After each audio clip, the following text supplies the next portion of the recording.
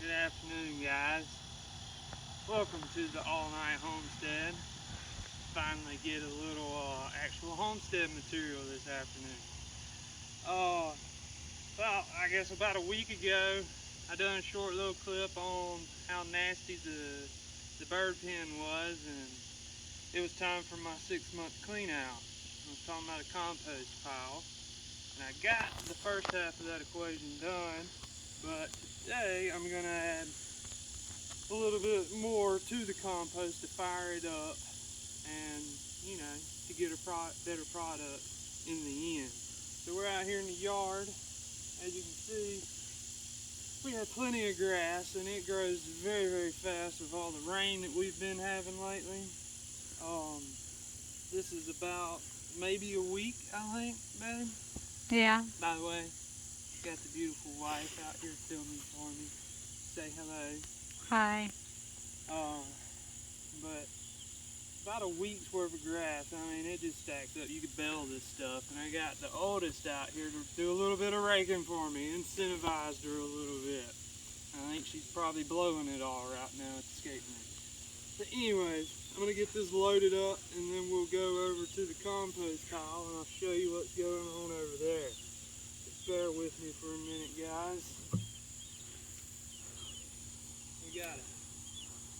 Beautiful summer moon rising over there in the east, almost completely full. Birds out here loving the fresh cut grass.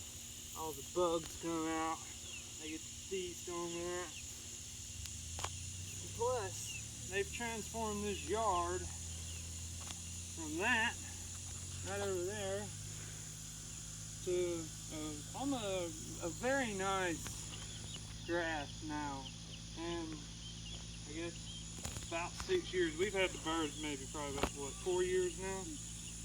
They're really about 4 years, and sometimes we restrict them, but most of the time they just, as you can see over there, they just roam free and do their thing. They're restricted from certain parts of the yard. I don't know how well that works sometimes. We try to fence them out of some of our production areas, and hopefully by winter there will be in a mobile system in the pasture. We have our electric fence ordered, we just have yet to build them a mobile structure. We're going to go over here to the compost, do a little bit of mixing.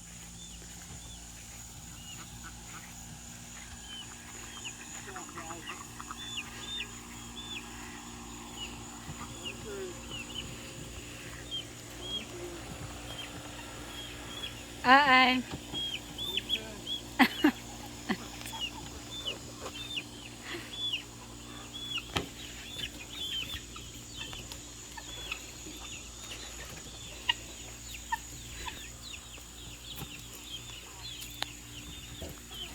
Get all the babies. Alright, so we're over here in the composting area, and I want to point out a couple of things. First off, location. It's not optimum because, I kind of threw all these things together not really thinking about it, but I did think about where I was putting my compost pile in relation to the place that the most of the material was going to come from. Plus I wanted to incorporate the chickens in helping me do it so I didn't have to work as hard. So here's the chicken pen where all the deep bedding is. You can see I've added fresh hay to it since the last time. It doesn't smell near as bad now. The birds enjoy it, I do believe. So we clean that out about twice a year. Every couple of days, especially with the rain we've been getting, I have to add fresh hay to that, just to keep the smell out. Joel Salatin says if your pen stinks, you got to add more carbon, and I believe in that. We just keep adding it until it gets to a point where I'm like, all right, it's time to make a new compost pile. So over here, this is the pile that I started probably end of the year, first of January, something like that. I had cleaned out the pen, had a bunch of green stuff that I collected from our big production garden down the hill a little ways, and we added it to this, and as you can see, like right here, I pile it up and the chickens just destroy it. And I did that literally for almost 6 months. It got to a point where they weren't very interested in it, but it was okay. It was still doing its thing. So I'm just gonna start this one up. As you can see, I've added a little bit of stuff from our little garden right over here already. Just some weeding stuff, and that's what it is, guys. It's dry material, which is the shavings. We use pine shavings, hay. It's the chicken poop, the urine, and then we add fresh green stuff. That's the mixture. There's, you got your 3 components, and there's a lot of science behind it. Once you get, if you want to get specified into an exact type of compost that you want to make, there's a lot of science behind it. But I'm just shooting for something broad spectrum that I can add, to fruit trees, to vegetable gardens, just anything. And I can say that some of my compost turns out better than others, but I'm not shooting for a masterpiece process here. I'm just trying to recycle some of the waste, continuing that cycle that we talk about. So I'm gonna get started.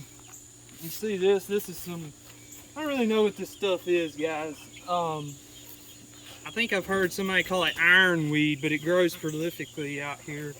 And I'm gonna use this once I get all this new stuff piled up. What I'll do is I'll set this on top of the pile just to give the pile a couple of days, 48, 72 hours to really get heated up with that fresh green grass before I let the chickens have at it and tear it apart again. So I'll just move all this stuff out of the way. Back over here. I really don't want that incorporated in the compost. It does have a lot of seeds in it. It could be a useful thing. Obviously nature's put it here for a reason, but I really don't want it growing all over the place if I can help it. Well, we kind of let it grow for the chickens to have, like... Yeah, this is true. With the biddies, they use it for use protection. It to cover from hawks and whatnot, so I don't chop down a lot of it. I did chop down that because it was just all on the fence row. We couldn't really see the birds and stuff, so I cleaned up a little bit of it.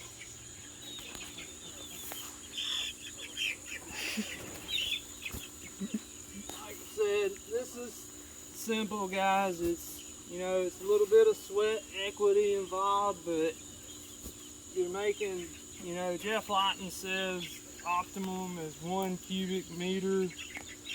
And you have 1/3 of each component, 1/3 of dry carbon, 1/3 of nitrogen product, and 1/3 of green material. And then you would change, I think he does like a 14-day compost, and I've done that, and it does work excellent. It's crazy how hot it gets. But this is more long-term, not working near as hard, but there is work involved. But I think all good things come from work, so we'll do a little bit of that every now and then, right? You better watch out, little girl. You're gonna get crushed. And you can dig into this stuff in a little while. They love the compost. I mean, especially the babies, when we have baby birds.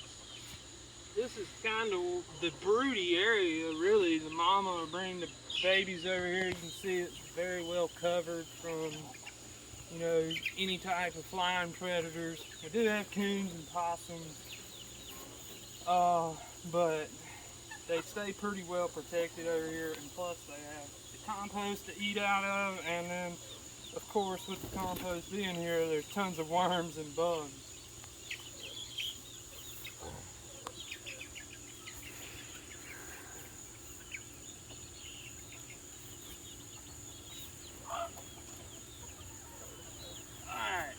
I know this may not look like a big pile right now, but that's because they have torn it down pretty good over the past couple days. So what I did, I took a good bit of that, you know, dry stuff from the pen. Well, I say it's dry, it's kind of wet. And I laid a layer of it down. And it's called, you know, I think they call it lasagna garden, and that's lasagna composting, whatever. That's basically what you do. You just make layers of it, put it together like making a casserole of lasagna, and then you let chemistry and nature do the rest.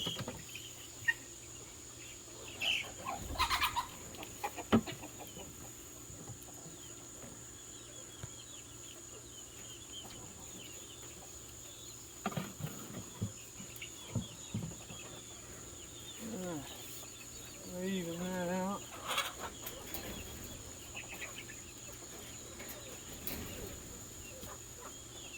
And we'll add some more of this on top of that, and we'll just keep going until I get it all swapped over into a new pile. And like I said, I'll use some of that so-called ironweed over there to set on top of the pile once I get it all stacked up. Give it a little bit of protection for a day or two, let it get fired up. More than likely, after that, probably by Sunday, Monday, I'll take that stuff off and I'll let the chickens start having at it, and then by the end of the week, I'll stack it back up again for them. And that'll be that. And in about Christmas time, January, I'll more than likely be close to be finished with that pile, and this pile will be started to be used on the property. And we'll then start a new pile with what's in here now, and the cycle repeats. And it's a beautiful thing. I just wanted to share a little bit, finally, some homesteading action on the All Night Homestead channel. Hope you guys enjoyed it. Y'all take care. Have a great evening. Thanks, guys.